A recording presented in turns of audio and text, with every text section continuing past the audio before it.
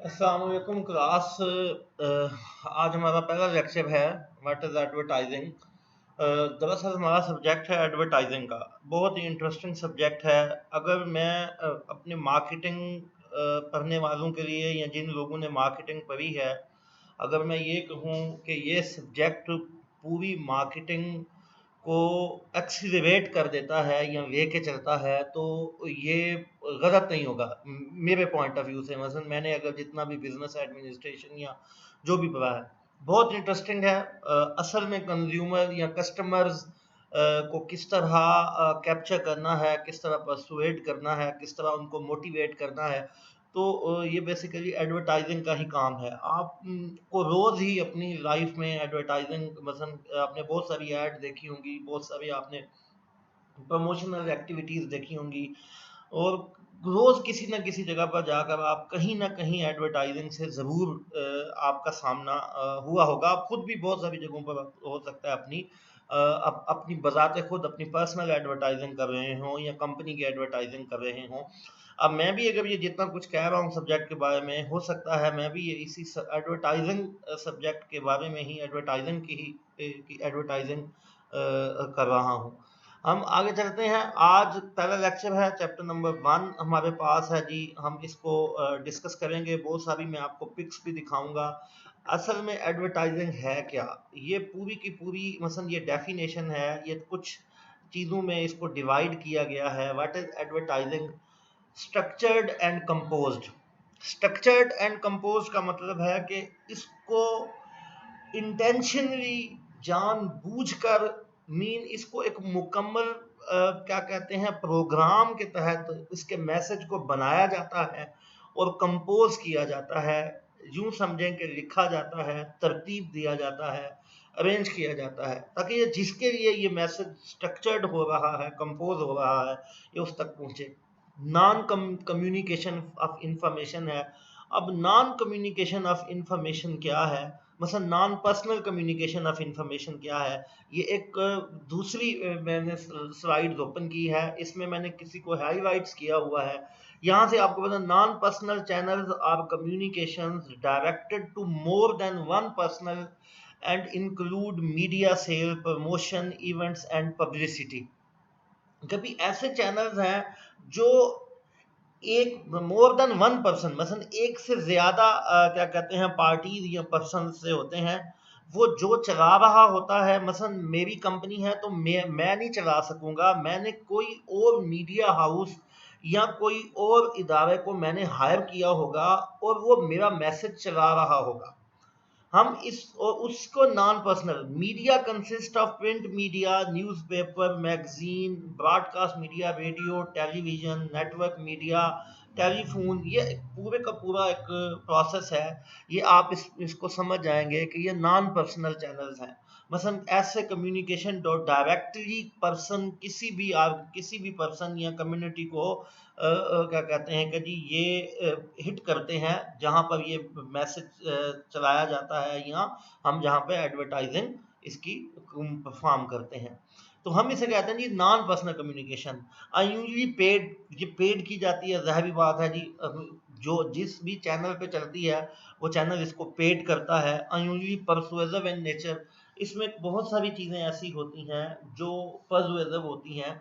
मसलन इसको मोटिवेट की जाती है, इसको कोई ना कोई क्या कहते हैं ना कि ऐसा एलिमेंट होता है जो कस्टमर को, जो देखने वाले को मोटिवेट करता है, परसुएट करता है, ताकि वो उस एडवर्टीजमेंट को याद करे, इसमें उसको जहन में रखे, वो उस प्रोडक्ट के बारे में सोचे। अब वो किसके लिए जी? प्रोडक्ट्स के लिए। वो गुड्स के लिए भी हो सकती है, वो सर्विसेज के लिए भी हो सकती है, वो कोई भी आइडियाज के लिए भी हो सकती है। बाय आइडेंटिफाइड पर्सन, कोई आइडेंटिफाइड पर्सन होगा।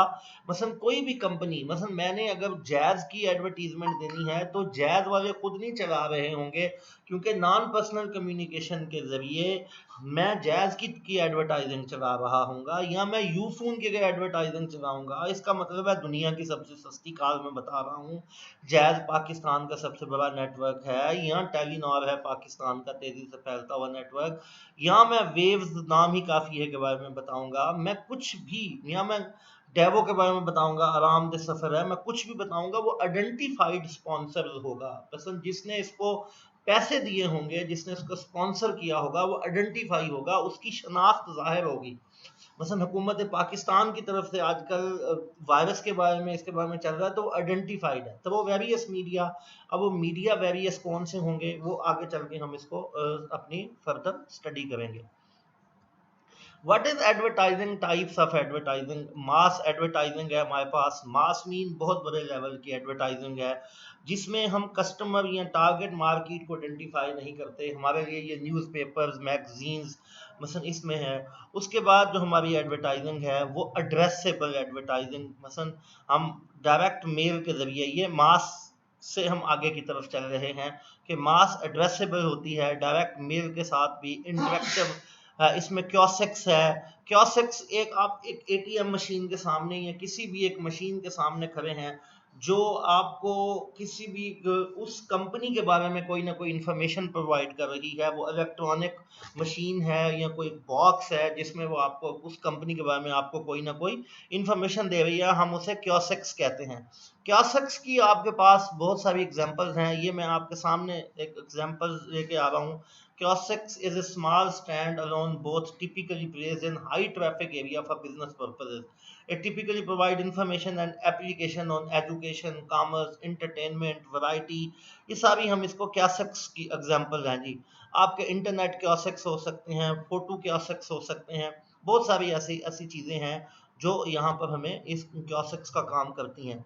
उसके बाद ही हमारे पास वेबसाइट्स हैं, मतलब डिफरेंट वेबसाइट्स के ज़रिए से।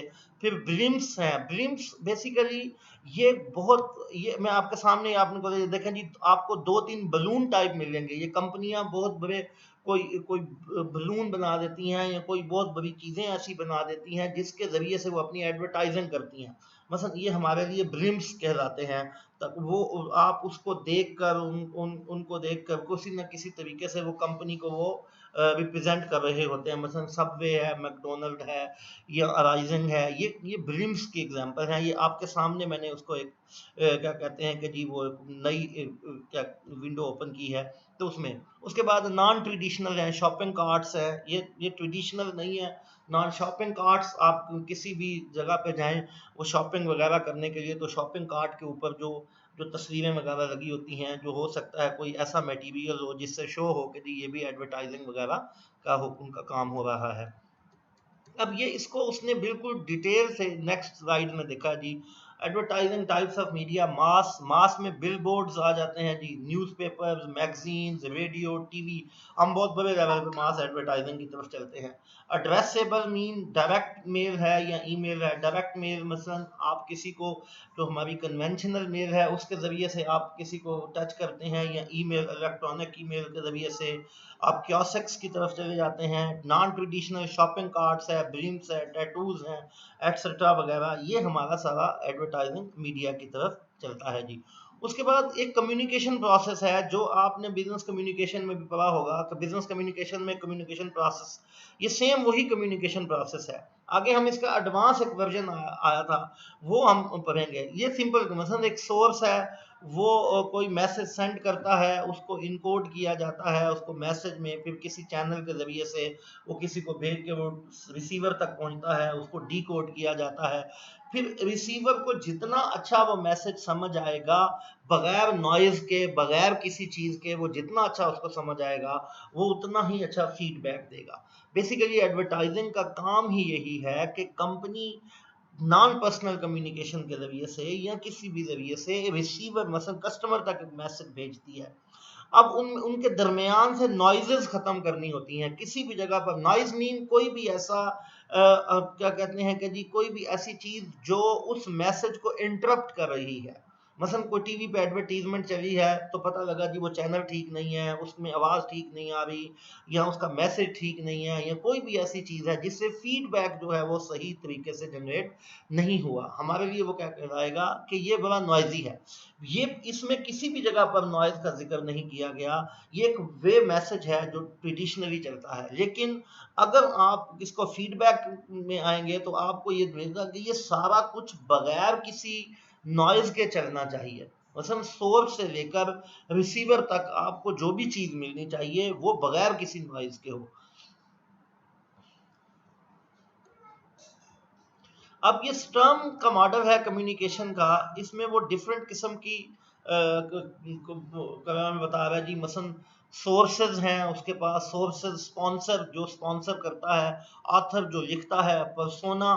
ये पर्सोना बेसिकली आप किसी भी क्या कहते हैं ना कि कोई भी ऐसा शख्स जो कोई मसलन कोई भी जो अपनी क्वालिटीज की बेस पर या अपनी मोटिवेशन की बेस पर जो जो आगे वो क्या कहते हैं कि एडवर्टाइजिंग की तरफ लेके चलता है, हम उसे पर्सोना की टाइप में लेके आते हैं।